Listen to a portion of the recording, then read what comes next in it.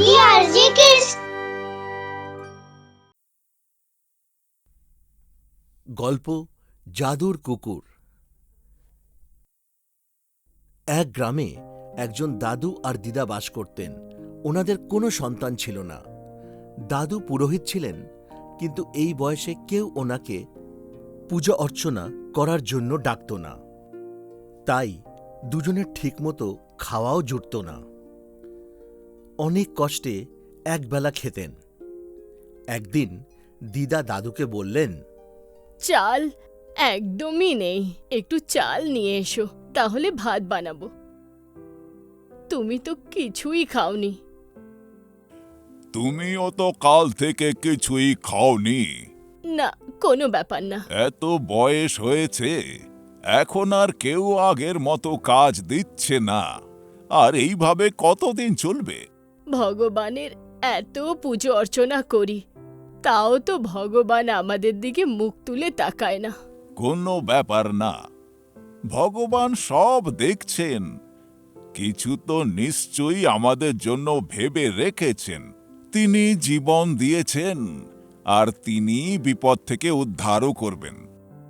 চলো, এখন আমি বাইরে যাচ্ছি, দেখি যদি কেউ কাজ দেয়।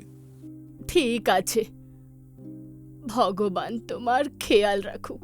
হাতে জল নিয়ে দাদু বাড়ির বাইরে যান। সারা দিন বাইরে ঘুরে উনি একটু খাবার জোগাড় করেন। সন্ধেবেলায় জঙ্গলের রাস্তা ধরে উনি বাড়ির দিকে ফেরেন। যাক, আজ খাবার জন্য অন্তত কিছু তো পেলাম। কমপক্ষে আজ আমাদের খালি পেটে ঘুমোতে তো হবে না। উনি হাঁটছিলেন, ঠিক তখন একটি কুকুর ওনার সামনে আসে আর ওনার খাবারের থলির দিকে তাকায় আর চিৎকার করতে থাকে। আরে, এই কুকুরটা তো আমার খাবারের ব্যাগটা দেখছি। মনে হচ্ছে ওর খাবার চাই। কি করি? মনে হচ্ছে এই খাবারটা ওর কপালেই রয়েছে। এই বলে দাদু খাবারের থলি থেকে সব খাবার বের করে ওর সামনে রেখে দেয়। খাও খাও, ভালো করে খাও। আমি কিছু না কিছু তো পেয়েই যাব। তুমি এটা খাও। তারপর উনি এগোতে থাকেন আর দেখেন একজন অসুস্থ লোক নিচে বসে কষ্ট পাচ্ছে। জল। আরে, কি হলো ভাই? তোমার কি জল চাই? উনি ওকে জল খাওয়ান। হে ভগবান, দয়া করে ওকে বাঁচিয়ে দাও। ঠিক তখনই মানুষটা হঠাৎ ভগবানের রূপ ধারণ করে আর বলে, আমি দুবার তোমার পরীক্ষা নিয়েছি, তুমি দুবারই সফল হয়েছ। তুমি একবার নিজের খাবার আমাকে দিয়েছ, আর দ্বিতীয়বার জল খাইয়েছ। এত কষ্টের মধ্যে থাকা সত্ত্বেও তুমি সবার সাহায্য করো। প্রভু, আপনি, আমি একেবারে ধন্য হয়ে গেলাম প্রভু। তোমার কাজে আমি খুব খুশি, তাই আমি তোমাকে কিছু দিতে চাই, যাতে তোমার দুঃখ ঘুচে যাবে। এই বলে ভগবান ভৈরব ভৈরব বলে ডাকতে থাকেন। তখন ওখানে সেই কুকুরটা আসে যাকে দাদু খাবার দিয়েছিলেন। এই নাও, ভৈরবকে তোমাকে দিলাম আমি। তুমি ওর কাছে যা চাইবে ও তোমাকে সেটা দেবে। তোমার সব কষ্ট দূর হয়ে যাবে। যাও, ওকে নিজের সঙ্গে নিয়ে যাও। আমি ধন্য হলাম প্রভু। রাত অনেক হয়েছে। দাদু ভৈরবকে নিয়ে বাড়ি ফেরে। দরজায় দাঁড়িয়ে দিদা ওনাকে বলে, কি গো, আজ ফিরতে অনেক দেরি হলো যে? আর এটা কি, নিজের সঙ্গে একটা কুকুর নিয়ে এসেছো? আমাদের নিজের জন্যই তো কিছু নেই, আমরা ওকে কি খাওয়াবো? আরে শান্তি শান্তি, আজ থেকে আমাদের সব দুঃখ কষ্ট এই ভৈরবী দূর করে দেবে। এটা তুমি কি বলছো গো? আরে, আমার কথায় বিশ্বাস তো করো। আমি তো সব সময় তোমাকে বিশ্বাস করি গো। চিন্তা করো না, আমি বলেছিলাম না, যে জীবন দিয়েছে সেই আমাদের বিপদ থেকে উদ্ধার করবে। হ্যাঁ হ্যাঁ, ঠিক আছে, এবার বলো যে কোত্থেকে সবার খাবার আসবে। ভৈরব বহুদিন হলো আমরা ভালোভাবে খাইনি। আমাদের তিনজনের জন্য খাবার নিয়ে এসো। এই বলার সাথে সাথেই ভৈরব ওদের সামনে 3টে খাবার ভরা থালা নিয়ে আসে। পরের দিন দাদু ভৈরব কুকুরকে নিয়ে স্নান করাচ্ছিল, তখন জগন ওখানে উপস্থিত হয়। ভৈরব, আমার সোনা ছেলে, ভালো করে স্নান কি করো। ব্যাপার কাকা? কুকুরের প্রতি এত ভালোবাসা যে তোমার? আরে নিজের ছেলেকেও কেউ এত ভালোবাসে না, বুঝলে? আরে এ আমার ছেলেই তো। মানে? সে এক বিশাল কাহিনী, পরে না হয় শোনাবো। এখন আমার ছেলের খাওয়ার সময় হয়েছে।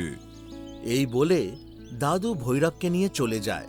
জগন একা একা চিন্তা করে, 2 দিন আগে তো দেখেছি এদের নিজেদেরই খাবার ছিল না, আর এখন কুকুরটাকে খাওয়াচ্ছে। ব্যাপারটা আসলে কি সেটা খবর নিতে হবে আমাকে। জগন চুপি চুপি দাদুর পিছনে ওদের বাড়ি আসে। দাদি বলেন, কি গো, তাড়াতাড়ি করো, ভৈরবের খিদে পেয়েছে নিশ্চয়ই, তাড়াতাড়ি ভেতরে এসো। হ্যাঁ হ্যাঁ, আসছি। এ কি, এরা কি এখন কুকুরকেও নিজের সঙ্গে বসিয়ে খাওয়াবে নাকি? দেখি তো একবার। ও জালনা দিয়ে ভেতরে দেখে। আরে বাবা, এরা তো সত্যি সত্যি পাশে বসিয়ে খাবার খাওয়াচ্ছে। মনে হচ্ছে এই বুড়ো বুড়ির মাথা খারাপ হয়ে গেছে। তখন দাদু দিদাকে বলেন, আজকে বাড়ির দরজাটা ঠিক করব। একেবারে ভেঙে চুরে গেছে। আরে দরজা ঠিক করার কি দরকার বলো? ভৈরবকে বলো, ও নতুন এনে দেবে। হ্যাঁ হ্যাঁ হ্যাঁ, আগে ওকে ভালো করে খেতে তো দাও, তারপর বলবো। এরা সত্যিই পাগল হয়ে গেছে। কুকুর নাকি দরজা নিয়ে আসবে? বাবা গো বাবা, বেশিক্ষণ এখানে থাকলে আমিও পাগল হয়ে যাব। জগন ওখান থেকে চলে যায়। তারপর ভৈরবকে দরজা আনতে বলে। ভৈরব নতুন দরজা এনে দেয়। কিছুক্ষণ পর জগন আবার ওনাদের বাড়িতে যায় আর দেখে দাদু নতুন দরজা লাগাচ্ছেন। ওরে বাবা, এই বুড়ো তো দেখছি সত্যি সত্যি নতুন দরজা লাগিয়েছে। কিন্তু এই কুকুরটা কোত্থেকে দরজা আনলো? গিয়ে খোঁজ করে আসি আমি। ও ভৈরবের কাছে যায় আর বলে, একটা নতুন দরজা নিয়ে আয় তো। এটা বলতেই ভৈরব একটা নতুন দরজা নিয়ে আসে। দাদু সেটা দেখে আর জগনও। এই ভৈরব, থাম থাম। আপনার কুকুর জাদু জানে নাকি? বাবা জগন, এই কথা কিন্তু কাউকে বলো না। তাহলে তো মায়াবী কুকুর। আরে না না, সেরকম কোনো ব্যাপার নয়। তবে এই কথা কাউকে বলো না কিন্তু। তাহলে ওর কাছে যা চাইবো তাই পাবো? হ্যাঁ বাবা, সেরকমটাই জানি। মানে সোনাও দিতে পারবে ও? এটা কি বলছো? আমার সোনা চাই না, আমার যা আছে তাতেই সন্তুষ্ট। কিন্তু কাউকে কিছু জানিও না। হ্যাঁ হ্যাঁ, ঠিক আছে, কাউকে বলবো না। এই বলে জগন ওখান থেকে চলে যায় আর গ্রামের প্রধানকে গিয়ে সব বলে। এটা কি বলছো জগন? কুকুরের কাছে যা চাইবে তাই পাবে? মজা করছো নাকি? হ্যাঁ, না না প্রধানবাবু, না। প্রথমে তো আমিও বিশ্বাস করিনি, কিন্তু যখন নিজের চোখে দেখলাম তখন বিশ্বাস করলাম। তাহলে তো ওখানে গিয়ে বিষয়টা দেখতে হচ্ছে। আর এই ভালো খবরটা দেওয়ার জন্য আমি তোমাকে 100 স্বর্ণ মুদ্রা দেব। প্রধান মনে মনে বলে, তুই কি বুঝবি? ওই কুকুরটাকে দিয়ে আরো কত ধন সম্পত্তি বানিয়ে নেব। তারপর দুজনে দাদু দিদার বাড়িতে যায়। দেখলে তুমি, একটাই তো সহায় ছিল, এবার সেটাও ওরা কেড়ে নেবে। এখন আমি কি করি? কিভাবে আমি ভৈরবকে বাঁচাবো? দাদু দিদা চিন্তায় পড়ে যায়। ভৈরবও ওদের সাথে বাড়ির ভেতরে বসে আছে। আরে এটা কি? তোমরা এই নিষ্পাপ কুকুরটাকে ঘরের ভেতরে আটকে রেখেছো। এর শাস্তি তোমাদেরকে দেওয়া হবে। না না, ও ও আমার ছেলের মতো। আরে বন্ধ করো তোমার এই ভণ্ডামো। আমি ওকে এইখান থেকে নিয়ে চলে যাচ্ছি। প্রধান ভৈরবকে জোর করে নিয়ে যাওয়ার কথা বলে। বাবা ভৈরব, এখন তুমি আমাদের বাঁচাতে পারো বাবা। সেটা শুনেই ভৈরবের চোখ থেকে উজ্জ্বল আলো বেরিয়ে আসে, আর জগন আর প্রধান হাওয়ায় ভাসতে থাকে আর চিৎকার শুরু করে দেয়। আরে আরে কেউ আছো, কেউ আছো, বাঁচাও বাঁচাও, বাঁচাও, আমাদের নিচে কেউ নামাও, বাঁচাও, কেউ বাঁচাও, কেউ বাঁচাও। বাঁচাও আমাদের। ও হাওয়া ওদেরকে বাড়ি থেকে দূরে একদম আকাশে উড়িয়ে নিয়ে যায়। দুজনেই খুব ভয় পেয়ে যায়, বারবার ভগবানের কাছে ক্ষমা চায়। এরপর থেকে গ্রামের কোনো মানুষ দাদু দিদাকে বিরক্ত করার সাহস দেখায়নি। এরপর দাদু দিদা ভৈরবের সাথে বাকি জীবনটা খুব ভালোভাবে কাটান।